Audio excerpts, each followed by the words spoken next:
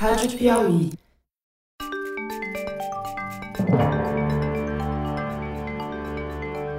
Opa, opa! Eu sou José Roberto de Toledo e este é o Luz no Fim da Quarentena, uma coprodução da revista Piauí com a Rádio Novelo. E a gente infectou o canal do Foro de Teresina para trazer pesquisas científicas sobre a pandemia. Hoje, o nosso cientista residente, o biólogo Fernando Rainar, fala sobre o abandono do isolamento social que a gente está vendo no Brasil e os efeitos retardados que isso terá sobre a propagação da epidemia. Não tem relaxamento grátis. Relaxa hoje e paga um preço caro daqui a 2 semanas. Fernando Rainar, várias informações apontam que os brasileiros estão, aos poucos, desistindo da quarentena ou flexibilizando a quarentena, seja pelo volume de transporte público de gente transportada na cidade de São Paulo, que já aumentou quase 30%, seja por indicadores indiretos, como, por exemplo, a mobilidade do celular das pessoas. Então, tem essa empresa In Loco que faz esse monitoramento e mostra que, apesar de, em alguns estados, o isolamento social ter chegado até 60% ou mais, agora, por exemplo, em São Paulo já caiu de picos de 65%, já está abaixo de 50%. O que isso significa do ponto de vista da epidemiologia e da evolução da pandemia de Covid-19? Bom, eu acho que o que as pessoas não entendem, primeiro é que nós estamos no início da curva. A gente começou a quarentena cedo, mas a gente tem todas as favelas, toda a periferia, onde o isolamento social é muito difícil, né? Então, esses dois fatos se contrapõem e a gente não sabe exatamente como vai ser. A outra coisa é, como a quarentena começou cedo, como deveria começar mesmo, a percepção das pessoas fala, eu entro aqui em casa, fico preso aqui em casa, não tem nada para fazer, fico ouvindo televisão e rádio, e o que eu fico sabendo? Não morre ninguém, não acontece nada. Morre meia dúzia de pessoas, tá aí o presidente falando que isso é tudo uma besteira, e não acontece nada. E exatamente agora, quando o pico está começando a crescer, está relaxando a quarentena, que é o pior momento possível para relaxar a quarentena. E eu acho que o problema todo que a gente tem é uma dificuldade das pessoas entenderem o que é esse retardo. Você toma uma medida hoje, numa epidemia dessas, você vai ver o resultado daqui a 15 dias. Falou, relaxei a quarentena hoje. Amanhã vai ter só mais alguns casos. Olha, tá vendo? Não tem nenhum problema relaxar a quarentena, só deu mais alguns casos. E quando os casos chegarem a 1.000, 2.000 mortes por dia, aí as pessoas vão falar, mas não foi a minha atitude de 15 dias atrás que está causando isso. Deve ter sido alguma outra coisa, né? Até porque as pessoas estão acostumadas a reações instantâneas nesse mundo digital que a gente vive, né? A gente vive num mundo físico onde o que a gente faz tem uma consequência quase imediata, né? Então, eu estou no carro, eu acelero, ele acelera. Eu breco, ele breca. Eu tenho dinheiro, dou para o lojista, ele me dá um sorvete, questão de 2, 3 segundos. Então, a gente está acostumado a viver num mundo onde as respostas são imediatas. E a gente não consegue pensar e agir numa realidade onde a resposta demora 15 dias. Você criou uma analogia na sua coluna publicada nessa sexta-feira no Estadão, que talvez valha a pena você reproduzir aqui, a da caixa d'água. Então, essa analogia é o seguinte, para você entender esse problema da demora de resposta, eu bolei um experimento imaginário. Então, imagina uma caixa d'água cheia d'água. Logo na saída da caixa d'água tem um registro. Nesse registro está ligado um cano que é muito comprido. Tão comprido que se você abrir o registro agora, a água só vai sair na ponta do cano 15 dias depois. Imagina, eu nem sei o tamanho de um cano desse, mas tem que ser muito comprido. Aí eu ponho a Maria controlando o registro. E na ponta do cano tem o João que quer encher um balde de água. Eles têm um telefone para falar entre eles. Aí o registro está fechado, o cano está vazio de água e o João fala para Maria, Maria, para você encher o balde de água aqui, abre um pouco o registro. Aí a Maria abre um pouco o registro, o João espera lá um pouquinho, não acontece nada. Fala, Maria, você abriu o mesmo registro? Não, abri, João. Então abre mais um pouco, porque aqui não está saindo água. Aí a Maria vai lá, abre um pouco mais o registro. Nada de sair água. Aí o João, impaciente, espera, tal, um dia, fala, Maria, abre mais esse registro aí. Daí a Maria abre o registro, aí nada acontece. Daí o João fala, Maria, abre todo esse registro aí, porque tem alguma coisa errada aqui, não está saindo água. Aí a Maria abre todo o registro. Aí não acontece nada. E ele fica brigando com a Maria, e a Maria fala, já está tudo aberto, ele desconfia da Maria, dá aquela briga. E aí, 15 dias depois, começa a sair um pouquinho de água na ponta do cano. O João fica todo feliz, põe o balde ali e começa a encher o balde. 10, 20 minutos depois, a água começa a aumentar a quantidade, Ele fala, Maria, diminui esse registro aí, senão nós vamos ter problema. E a Maria fala, já diminuí aqui pela metade. E o balde enchendo.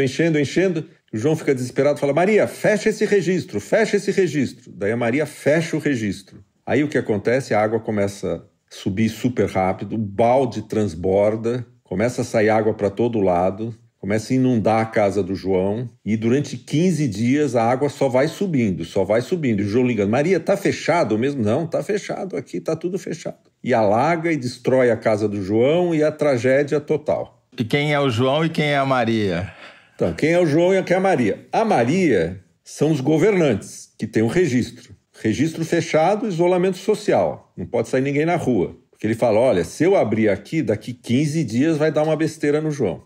O João, ele precisa irrigar a economia lá na outra ponta e ele pressiona a Maria. E daí, quando tem a inundação toda, ele fala, pô, e agora? Agora é inevitável, entendeu? A Maria já fechou o registro, mas a inundação vai acontecer por 15 dias seguidos. Então, é um pouco isso que acontece. Você imagina um cara que administra um hospital, um prefeito qualquer, uma cidade pequena. Ele olha lá e fala, pô, estou com os leitos todos vazios aqui, me preparei para tudo, e cadê os pacientes? Não vêm, estou tranquilo aqui. E a economia da cidade está completamente parada, todo mundo dentro de casa preso, o pessoal que está dentro de casa preso olha e não acontece nada, liga para o hospital, não tem ninguém, todo mundo perdendo dinheiro, todo mundo vivendo no inferno, e começa a pressão para Maria abrir o registro. Então nós estamos exatamente nessa fase. Então, Fernando, para atualizar a analogia, o que a gente está vendo hoje em termos de estatística sobre número de casos e mortalidade, a despeito de todos os problemas da falta de dados, de ter 30 mil exames esperando para ter resultado só no estado de São Paulo, a despeito de todos os problemas, esse número relativamente baixo de mortes e casos, ou menor do que o que as pessoas esperavam, é o efeito benigno da quarentena que estava funcionando 15 dias atrás. Exatamente. Como hoje a adesão a essa quarentena já é significativamente menor, o que a gente vai ver daqui a 2 semanas é o impacto negativo disso, só que não é um impacto linear, né? Uma pequena mudança na adesão pode provocar um grande aumento do número de contaminados, não é isso? Tanto no caso de você ter o isolamento social ou você não ter o isolamento social, o que acontece é que o crescimento de casos é exponencial. Ele é multiplicado, tem um multiplicador de cada dia para o seguinte. Então, se eu tenho 100, eu multiplico por 1, qualquer coisa. Daí eu tenho um novo valor no dia seguinte. Daí eu multiplico de novo, tá? O que acontece é que esse multiplicador diminui com o isolamento social. Mas o crescimento é sempre exponencial. Precisa ter muita contenção para ele deixar de ser exponencial e parar de crescer. Então, o que vai acontecer, provavelmente, é que daqui a 2 semanas nós vamos estar numa situação muito pior que nós estamos hoje e é consequência das atitudes que nós estamos tomando hoje.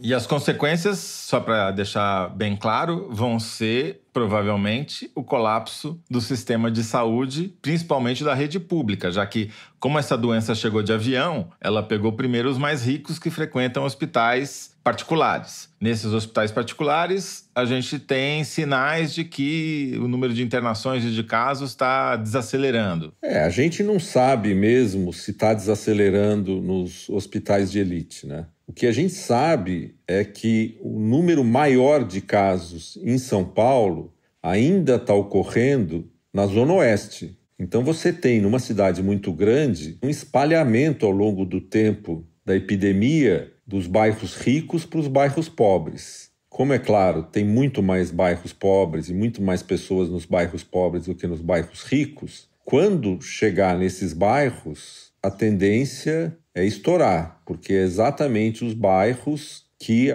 o isolamento social é extremamente difícil de executar. Sim, e os dados mostram que é onde o isolamento está sendo mais flexibilizado. Exatamente. Pelos dados de transporte público, que a gente está vendo um deslocamento em direção ao centro. Agora, só para te dar uma informação, nós vamos publicar uma reportagem no site da Piauí com os dados de internações do Hospital Albert Einstein e do Hospital Sírio-Libanês, mostrando essa desaceleração da curva nos dois lugares. O problema é que, como isso que você falou, se você olha o número de casos, os pontinhos no mapa da cidade de São Paulo, a evolução deles, está ficando cada vez mais claro que a epidemia está migrando para a área mais populosa da cidade, que é a Zona Leste.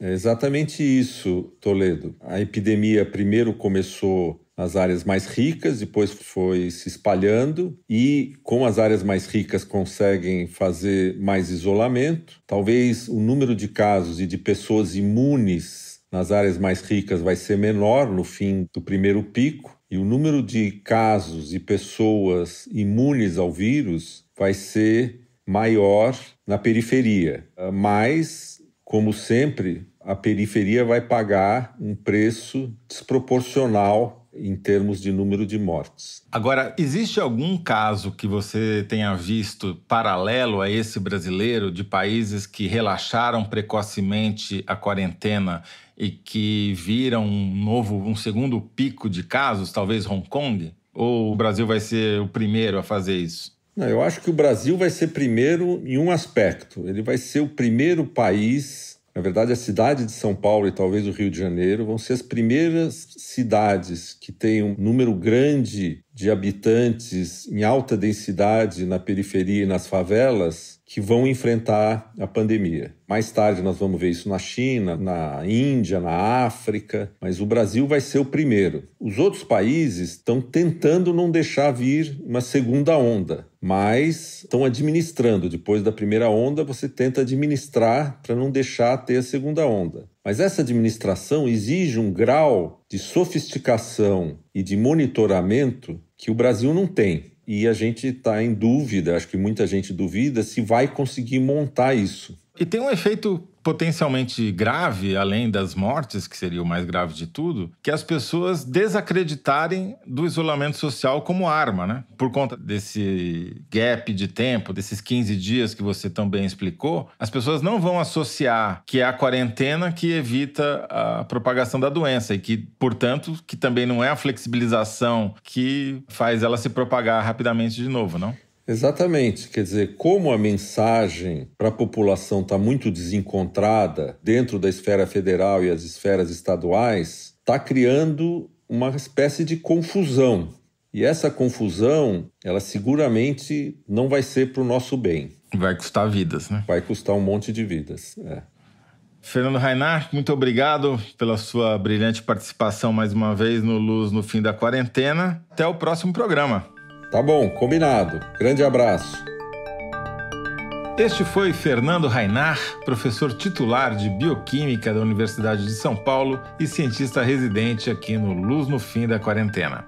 Ele é residente porque não pode sair do programa até a gente acabar. O Luz no Fim da Quarentena é uma coprodução da revista Piauí com a Rádio Novelo. A coordenação e edição são da Paula Scarpim, da Evelyn Argenta e do Vitor Hugo Brandalize. A identidade sonora é da Mari Romano. Quem finaliza o programa é o João Jabassi. A coordenação digital é da Kellen Moraes. Yasmin Santos e Emily Almeida fazem a distribuição nos tocadores e nas redes sociais.